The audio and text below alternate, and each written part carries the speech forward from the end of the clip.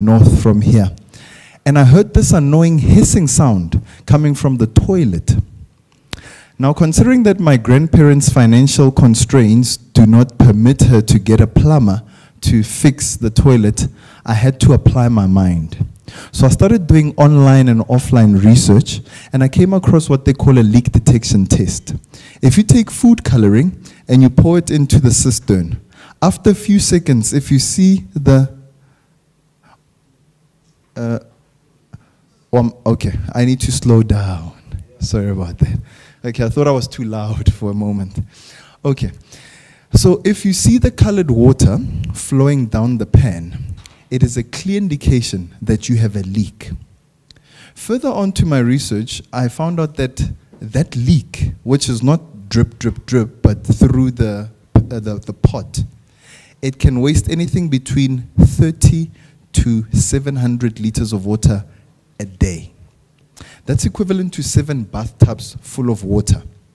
So it started explaining why the water bill kept on rising. Now, my grandmother has high blood pressure and other complications. So just as a water bill tends to complicate things.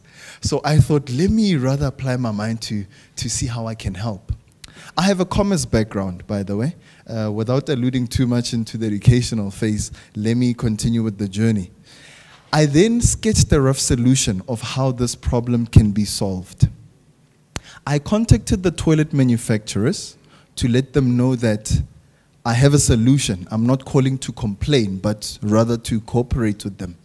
And then they told me, young man, toilets are just like cars. They depreciate and inevitably leak. It's not a matter of if yours leaks, it's a matter of when it will leak.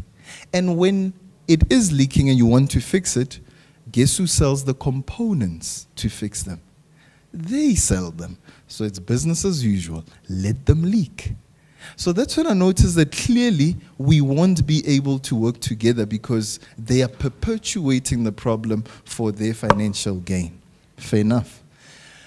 I then went to the various government departments, considering I was getting the information that we as a country are losing over $2 billion worth of water due to non-revenue. The next world war might be on water. Our water consumption might exceed availability of supply by 2025, and on and on. I went to the various departments, and unfortunately, I was tossed from pillar to post. Eventually, I was interviewed on a national radio station, and they asked me 2 questions. How much does it cost, and where can I get it? That's when I noticed that, wow, not only can this be my contribution to society, but this could be a business. And so I started my company called WHC.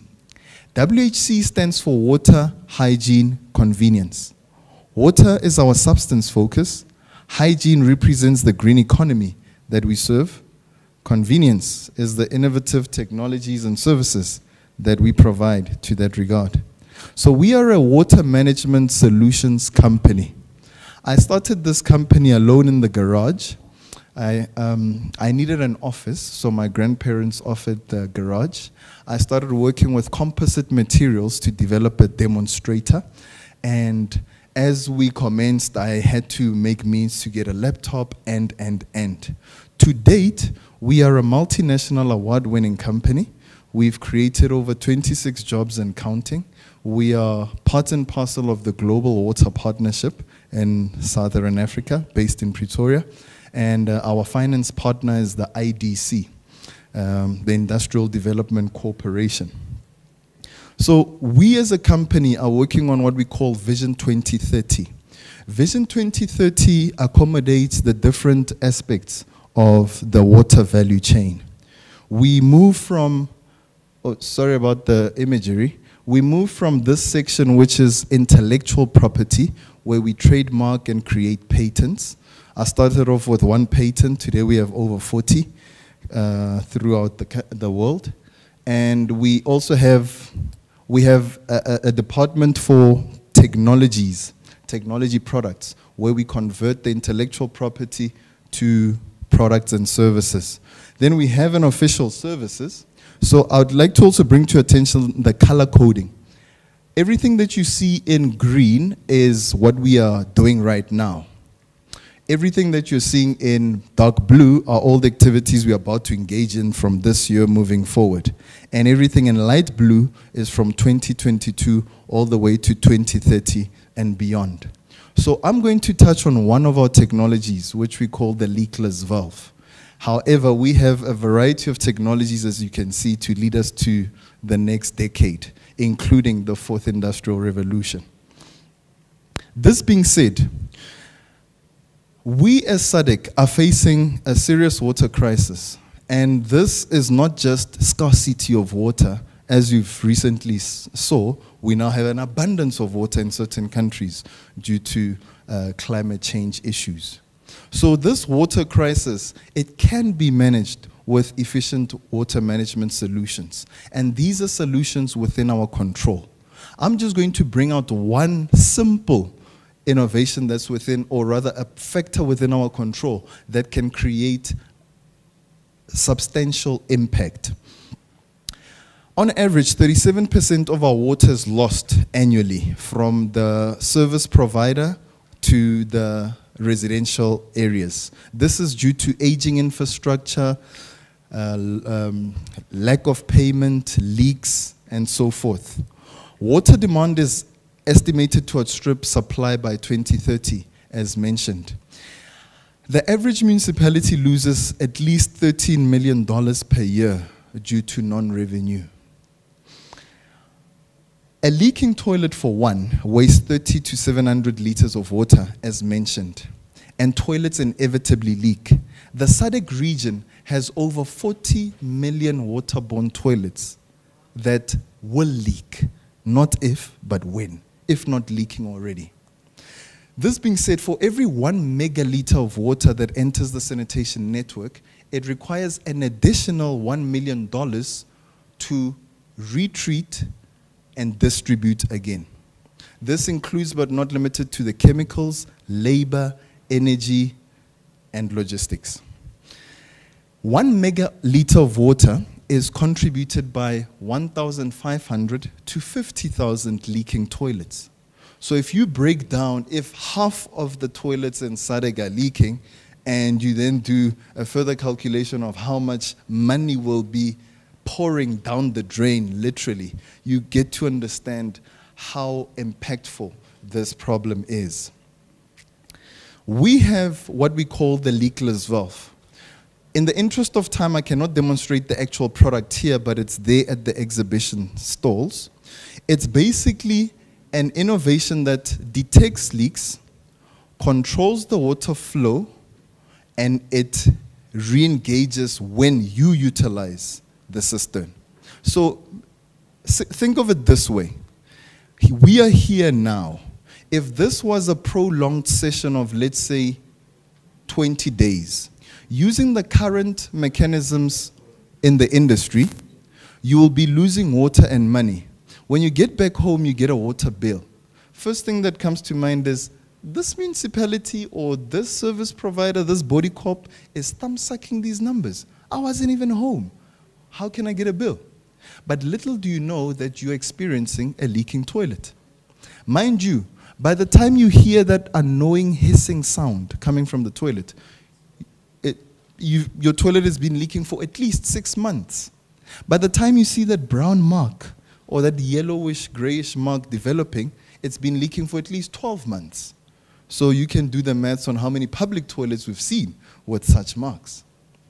This being said, there are 3 factors that cause the toilet to leak. It's the chemicals in the water, and I'm not here to advocate that we change them because we would prefer potable, clean water. The second factor is frequency of use due to wear and tear. The third factor is, the second factor was frequency of use. The third factor is the hygiene products that we throw into the cisterns for hygiene purposes. These factors are factors beyond our control as innovators because they hamper with lifestyle and safety. However, our technology is retrofittable into the toilet cistern to regulate the water flow, detect leaks and also ensure that no more water is lost in the instance of a leak. So we save up to 70% of water that is currently lost otherwise. We have conducted a successful pilot with the city of Joburg and the city of Tshwane. In the city of Joburg, we've managed to save approximately 61,000 liters in one toilet within 3 months. Now, for one toilet, that is worst case scenario. It was a public toilet nonetheless. But when you do the maths on how much more can be saved, it's staggering. This is how we conducted the pilot. We would do a leak detection test. We would take food coloring, pour it into the cistern, and after a few seconds, the colored water would appear in the bowl. It's a clear indication that there's a leak. And then we would intervene with an ultrasonic meter, which measures drop by drop of the water that is passing through. And then we would intervene with one of the leakless valve models. We have approximately 5 models for different types of toilets. These were our findings. I didn't have enough rows to put the entire month, so I added every second day to each other. You can see that in the first column represents the days, second column represents the toilet with the leakless valve, third column represents the toilet without the leakless valve, and the fourth column represents the difference between the two. In the first day alone, or the first 2 days, the toilet with the leakless valve consumed 1,136 liters. Mind you, when I refer to consumption, I'm referring to the actual flush, okay? When I refer to the difference, I'm referring to the water that's flowing in the absence of use. So the toilet without the leakless valve consumed 1,860 liters of water. The difference thereof led to a saving of 724 liters within those 2 days. Alone, the savings was within that month. The city of Joburg has over 900,000 toilets. SADC has over 40 million toilets. So as municipalities from where we're coming from, we can save quite a cumbersome. And that led to an average of 66% saving. In the interest of time, I will just rush through the rest of the slides. Over 60% of toilet cisterns are eligible for our technology, and we have it for different models of toilets. Our technology has been validated by private sector and public sector, including academia as well. We have worked with a variety of customers in the public and private sector. Hence, our leader was also mentioning earlier that I presented last year, but she said there's no action. So we do our part in the silos, I guess. We also managed to create jobs. With one project for the city of Tshwane, we were installing 864 units, and we created 26 jobs. And when I mean jobs, we mean certified training as well, coupled with the jobs. We bring in the disabled to assemble our technology. We have a manufacturing plant, 2 manufacturing plants, in the spirit of industrialization. And we then train them to be basic plumbers and entrepreneurs beyond our intervention.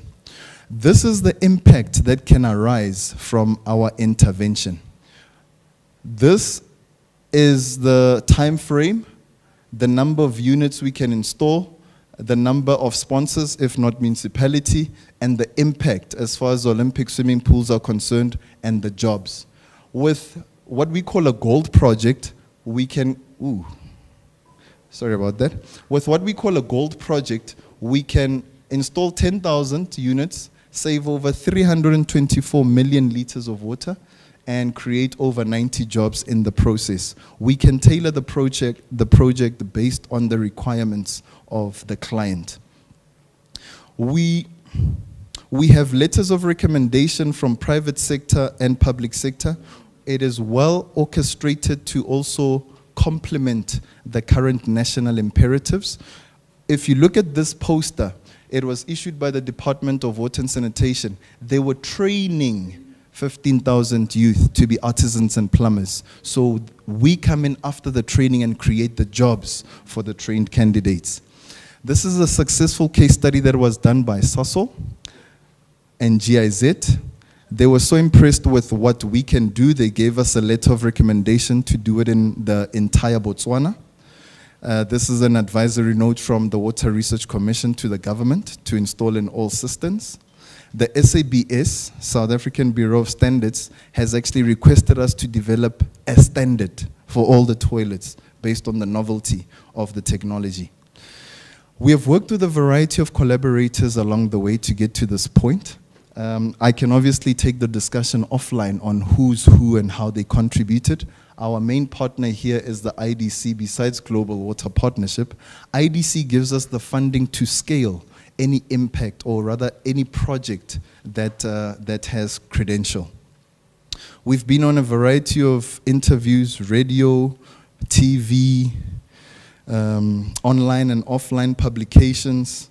We have received interest from a variety of African countries. This was in Marrakesh, in Morocco, COP22.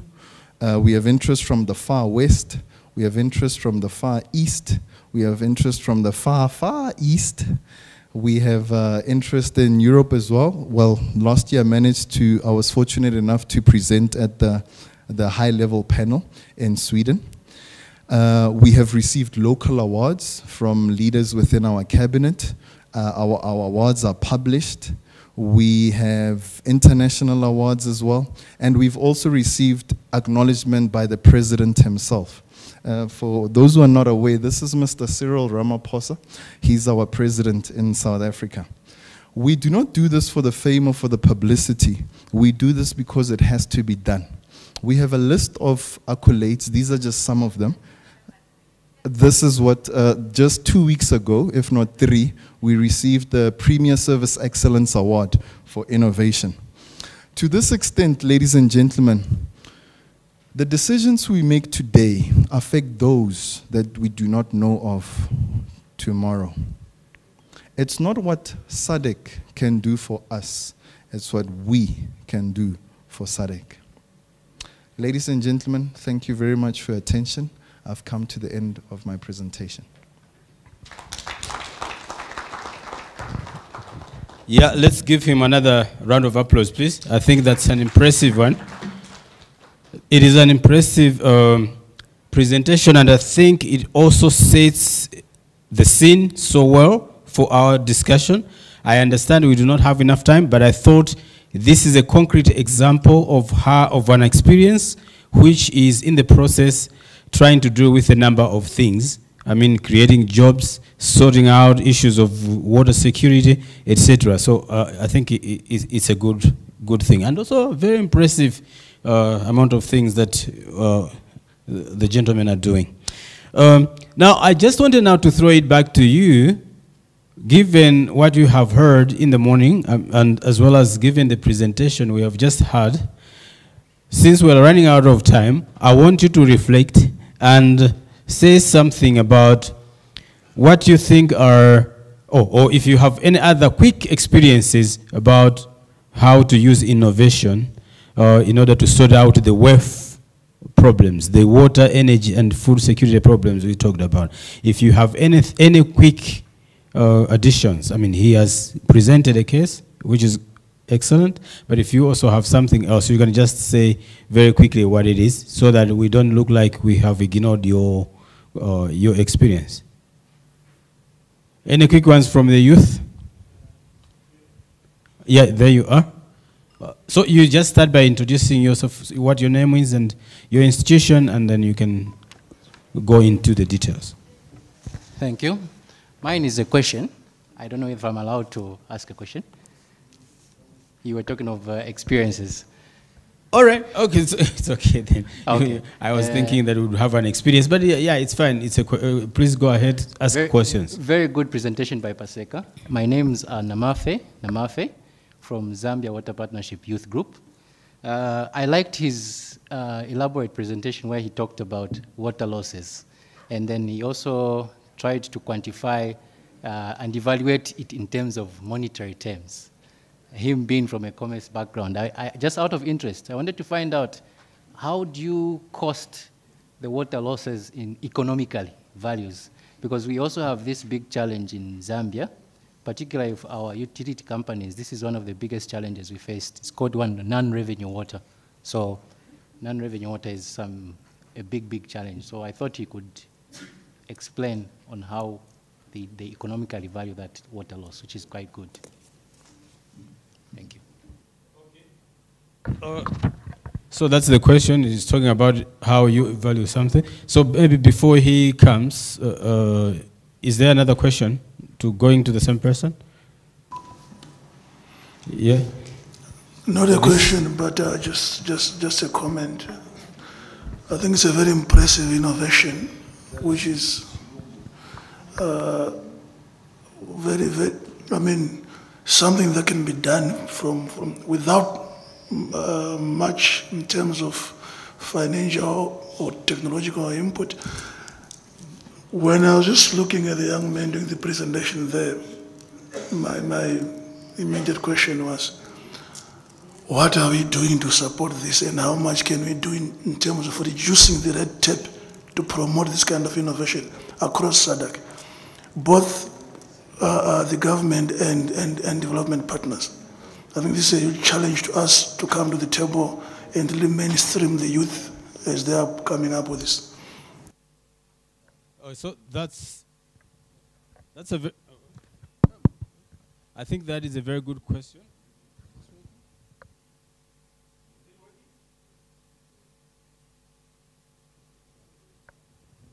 Yeah, so I think Davis is asking a question about what is it that we are doing, because impressed by this presentation and the things that the gentlemen are able to do, the question is, can this be scaled up elsewhere? Maybe our colleagues are able to do this because of the environment in which they find themselves to do, not to detract from the good work that they're doing, but in order to scale up this, we should be thinking about what would be the enabling environment that we want in order to ensure that we have this kind of innovation replicated across across the Southern Africa region. So that one, therefore, brings me to the issue of how do we motivate the youth innovation for the water, energy, and food security, for the WEF security. I mean, how do we motivate the youth? I mean, so I want it to be just like anyone can come in to intervene.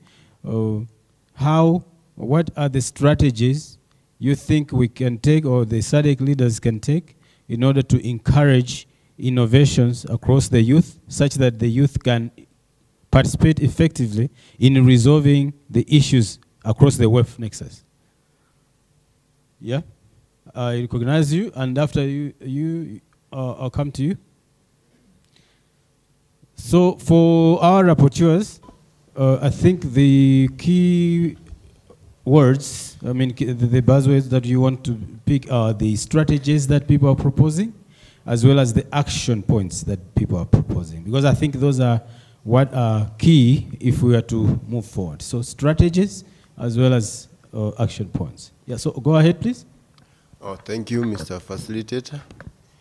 I would like to acknowledge a very brilliant presentation. But in terms of going forward, taking from the past presenters who talked about the young and adult relationship, to say the youth should have an equal relationship or a working together relationship with the adults as equal partners. I think it was shown on rank 8 where that ladder was shown. I think it's very important that governments take into account that the need to work together with young people. A key principle is to say no innovation is small to make a difference. In many cases, young people may come up with innovations, but governments maybe or organizations may look at such innovations as small or that may not make impact. But I think an encouragement is to then ensure that every innovation is embraced and given a chance to flourish. Just like Paseka's innovation, if it was not taken seriously in the initial stages, probably it was going to die in that initial stage. So we need to take those innovations seriously. Thank you. Okay, so I think understood there. Government should have take a deliberate effort to recognize or encourage and recognize any kind of innovation that comes in. Until it is tested, do not just throw it away. Okay. The gentleman at the back, and after that, then. Yes, thank you. I'm Kalunde from the Ministry of Energy of the United Republic of Tanzania. In terms of, I will jump straight into the question. In terms of the strategy that we have to apply, learning from the experience from the presenter, I think it is key to identify the intervention areas in the water value chain. For example, theirs was to treat water that was leaking. But looking at the technologies that are coming up in my country, one has to do with selling, water point sellings, where we had a problem of somebody selling water, but then the threshold maybe for a bucket would be maybe 50 Tanzanian shillings. But then somebody has 20 shillings, another one has 30 shillings. So they came up with a technology that you go, it's like a vending machine. Whichever amount of money you have, you can plug in the coin or the banknote, and then the amount of water equivalent to the money that you inserted will come out. They've been improving it. It is coming out also in Kenya. But then we also have another technology that went into purification of water in rural areas so that the people there can actually have water for their consumption. So I think in terms of where do we start to promote, I think we can identify the areas of intervention in the entire water management value chain and then generate interest from different groups, because this, that's when then you can have the concept of research, because then technology, my brother from South Africa, the presenter would agree, any innovation is a solution to a technical problem. Now, identify the value chain would enable us to identify the technical problems in each and every value chain. And then from there, we can generate interest from the youth in terms of the technologies. And I think my brother will agree with me. Some of these technologies in terms of when you approach the patent search tools, there are simple technologies already available. So also we may look at in terms of exposing the youth into the patent information where they can look what is already available in terms of technology and maybe generate something that will provide a solution in terms of utility models for the local communities where they are staying. I think from there, I think we can generate a lot of interest from the youth, and then we can have research in the areas and then maybe come up with patent like the way the presenter has done. I think that would be a starting. That's a very good contribution. I think we need to be, what is suggesting is that it is important not to look at a particular point, but look at the entire value chain. Whether you're thinking about water, don't just think about, okay, maybe they want me to be a farmer. No, think about water from the way it is sourced to the way it is retailed. And as youth, you can always have somewhere in the middle where you can play a role using the technology, using the results of the fourth industrial revolution. I think I agree with that. And the same argument can be extended to food production as well as to energy production. Yourself? Thank you, facilitator. Very interesting discussions about a topic which is central to development and economics, and so we are all concerned. As a youth, I would definitely suggest that we have to somehow create an enabling environment for the thriving of innovation by youth. This could be stemming from the point of the way we design our curricula for them when they are in school, that we do not train them in the theoretical only, but also encourage them to be innovative in their thinking, but also in the way they do. And they are supposed to be those that would actually create the jobs that we need, as opposed to be the one being trained to actually get a job. That's the mindset change that has to happen as a strategy. But there are quite a lot of complications or complexities in terms of innovation or thriving of new technology, especially with us being here in our continent of Africa, where there are already competing and competitive, very big companies that would probably want to get a hand in some of these things. What I think our governments can do and should do, as I said, create an enabling environment for this to happen.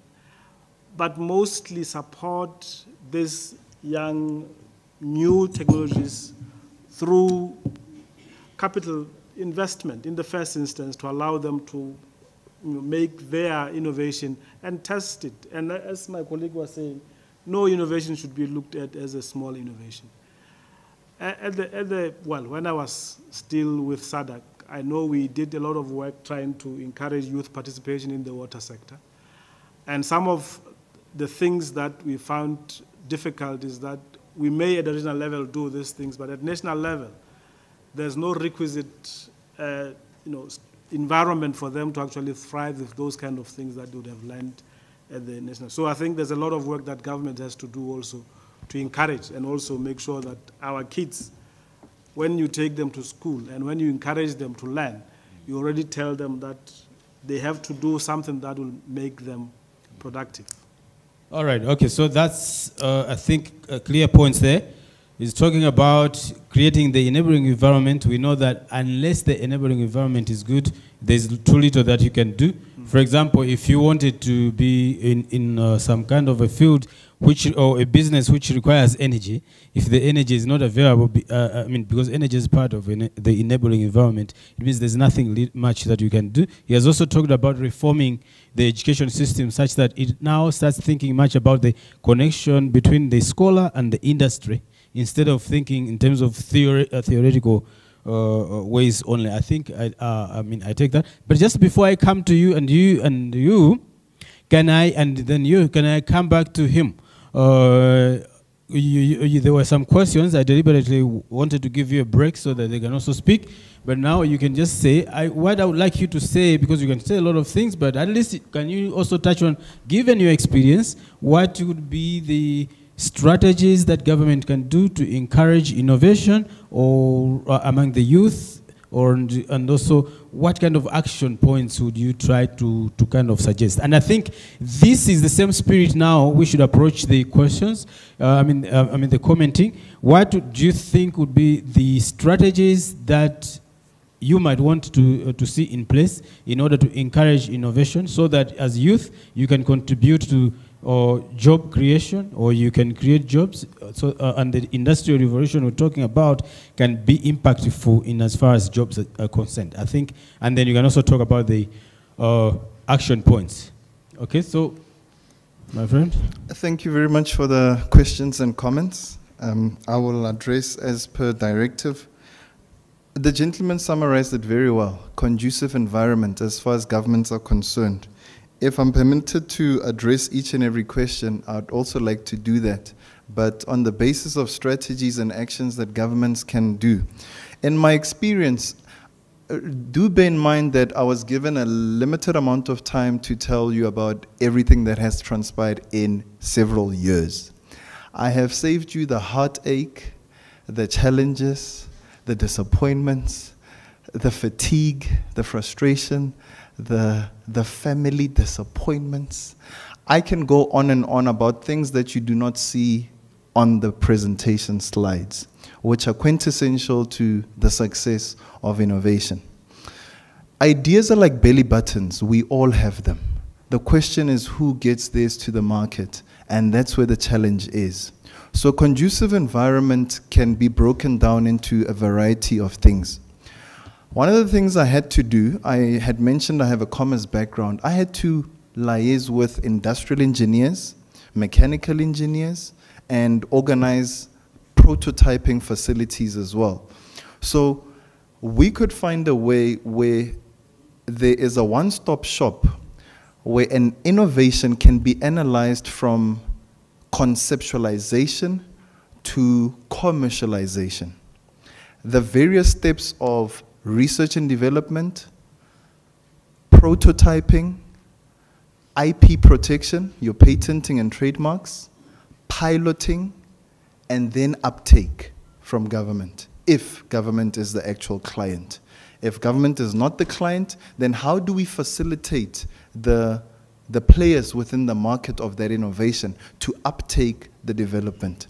Remember that innovation alone is just a solution for somebody who is willing to pay for it. If there's no one willing to pay for it, then you might as well save your time. So you need to analyze that, is there a need for the solution? Yes, it might be a small solution, as per Sangano was mentioning. No innovation is too small. Steve Jobs once said, sophistication, or rather, simplicity is the ultimate sophistication. So if you can manage to also simplify that long process which I've been through to a point where an innovator can understand, and then you also facilitate with a support system. You need a mentor along the way. In my experience, I had to study people who have gone through this route. Unfortunately, I couldn't relate to those within my reach because they are close to none. So I had to read a lot about the likes of Mr. Jobs, Gates, and. So we also need to celebrate African solutions for African problems, so that Africans themselves can, or we as Africans can also acknowledge that we do have what it takes. We shouldn't anticipate it from the west, east, or north to that extent. So we also need to look at preparing the individual. When I come across a variety of investors, by the way, there are various levels of investment. It did require money. As much as it's simple in its nature, it did require money to get to the level of commercialization, to simplify it even better. So there are levels of investment that are required. One of my biggest investors once said, Paseka, we don't saddle the horse, we saddle the jockey. They review over 100 business plans per week, and they only invest in one per month, if at all. So it's not just the idea that counts, it's who's driving this idea. So you need to prepare the candidate from a variety of aspects, from an individual perspective and from a systematic perspective. Systematically, our gentleman mentioned our educational system. We have a machine that is designed to create employees, with no offense. And it's channeled to factor this large number of graduates into this door that doesn't fit us all. So we need to look at that system as well, that machine. And then from the individual perspective, some people are just good innovators in the sense of there's a problem, there's a solution, but they're not business people. They're not entrepreneurial. They don't want to go the whole way. So how do you then partner such an innovator with another party that can take it to the next level? So these are the things that government needs to strategize around in order to enhance innovation. We also need to look at the know-how within reach. We have a lot of retired people that are still keen to contribute to society. And we have a lot of young people with knowledge, or rather keen to enter the markets that they are not knowledgeable about. So we need to also create a platform for utilizing the retired or those that are facing to partner up with these ones that are moving into the industry in the spirit of that apprenticeship that I was mentioning. Okay. Okay, thanks very much. I think mentorship, partnerships, etc., they're extremely important. Okay, so yourself, and then third, and that corner, yeah? Please. Let's be brief. Yeah. Okay, thank you very much. My name's Livan Mukonka from Zambia. I think those from Zambia will bear with me. There's a tribe in Zambia called the Tonga-speaking people. What they do is, okay, things are changing a bit because of, the area is not receiving a lot of rain, but they try to teach their children at an early age on encouraging them in farming and also things like ranching. So you'll find that certain places, like there's a town called Namwala, people have a lot of animals. And you find somebody where even their background in terms of education is not all that good, but they are able to walk into Toyota Zambia and buy a Land Cruiser, something that I can't even do. Now, what I want to say is, I think linked to the other gentleman, what the other gentleman said. I think we are skipping a stage because we keep talking about the youth. Okay, and I know the definition of a youth starts from a certain age. So the way our education system, the way he said it, it's structured in a way that people want to get into white-collar jobs. Now, if we can start building the idea of innovation, creativity as early as primary school, I think it would really help us, because then you develop children even from home, as if you see signs of entrepreneurship as a child. Sometimes you find children, maybe you give them pocket money, instead of using it at school to eat something, they'll go and buy something and then resell. As a parent, it will click in you to say, there's bits of entrepreneurship there, and you try to build it. I have another colleague back home where this child hasn't really been performing well at school, and they keep forcing him, repeating grades every time. But when they ask him to make something, like maybe something from wood or maybe to do gardening, you find this boy is so good, and I keep telling him, why can't you concentrate in that area where this person is good? And you keep making him repeating grades all the time. Why can't you go into skills? So what I'm saying is, let's try to harness creativity and innovation early so that we can create that passion for these ideas, so that the passion can be created at an early age, so that they can build something feasible when they get into youth and adulthood. Because when we start at youth level, I think we are losing it, because then for most youths, if you give them money, if you give the youth money, the first thing they are going to do is to buy a car. So I think let's start early so that we can build it as we go up. Thank you. Okay, so I think the point there is that we have to have mechanisms also to detect so early, to detect talent so early and try to capitalize on that talent. Because if you wait, then priorities will have changed, or some talent will have been lost. All right, your neighbor there? Yeah, my name is Victor Congo from GWP, Tanzania. Yeah, I think I also want to challenge the youth somehow. I read the biography of Albert Einstein, and it was very interesting that how he managed to develop what he developed in this world. It was through querying the status quo. He was not happy with anything that was established. Having said that, I think I want also to join one of the speakers who said that our education systems are not meant to develop innovators. They are meant to develop workers. And that's why you find that people are not as innovative as we are supposed to be. Otherwise, our mind are set to be workers. And then I want to, of course, maybe at SADC level, think of how can we bring incubation centers at government level.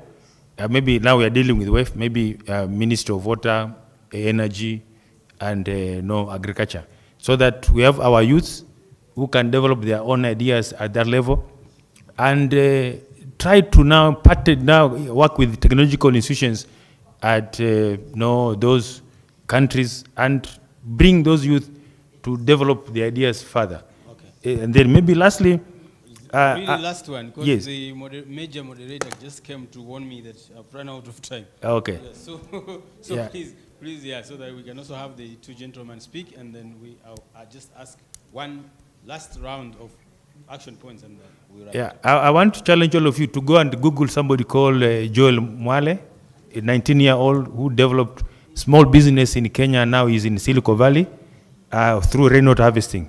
Yeah, thank you very much. Okay, thanks very much. Gentlemen, and then last yourself, please just be brief. I'm not being harsh on you, but it's time, yeah? All right. I think the question is, are young people, are the youth innovative at the moment? Because I think we are speaking as if the youth are not innovative. Me, I can challenge everyone here that the number of youth who are innovative at the moment, they are even enough to contribute to the development of our countries. I'll give an example. We launched an innovation center late last year, and we released a call for innovative ideas. Within a week, we received more than 2. Which one is your country, you didn't say? I'm from Malawi. Okay. Within a week after releasing that call, we received more than 100 applications with different innovative ideas. Yeah, so what we see is the stakeholders don't want to embrace young people with innovative ideas, the current youth who are there. Someone gave an example of a boy who generated electricity from wind. What happened with that boy after he came up with that innovation? What happened? Everyone in Malawi was just looking at him. It only took some guys from US to take him out and send him to school, but locally, no one could support that boy. Okay. Yeah, so I want to say maybe we need to create maybe innovation hubs where young people can be supported. But I would like to say the current youth which we have are innovative, and they can contribute to water and energy and all that. Thank you. Okay, thanks very much. I thought you were going to mention the M hub in your country. Okay, but it's fine. Okay. You also have last comment, please. Okay. Thank you very much, Paseka. Matthews from Zambia again. What Paseka is from just presenting, that's what defines who the youth of today is. Can you imagine if Paseka was not supported by those group of companies that he highlighted? He wouldn't have created that number of jobs based on his innovation. So based on what the last two speakers have said from Malawi as well as Victor, that's what my point centered is. So if SADC can come up with a program of whereby they ask young people to pitch on their ideas, innovations, and then they come up with incubation period, you know, and then they start awarding those innovations, I can assure you, SADC could be something else in terms of job creation. Thank you. We are done. So don't worry. All right, so thanks very much. Unfortunately, I wanted us to continue, but once my boss has come here, we have to just wrap up, because I can also see there's a train of people wanting to come in. But I think we have done some justice to the topic. It's a wider topic, but I think we still have kind of touched on salient aspects of the topic, and thanks very much.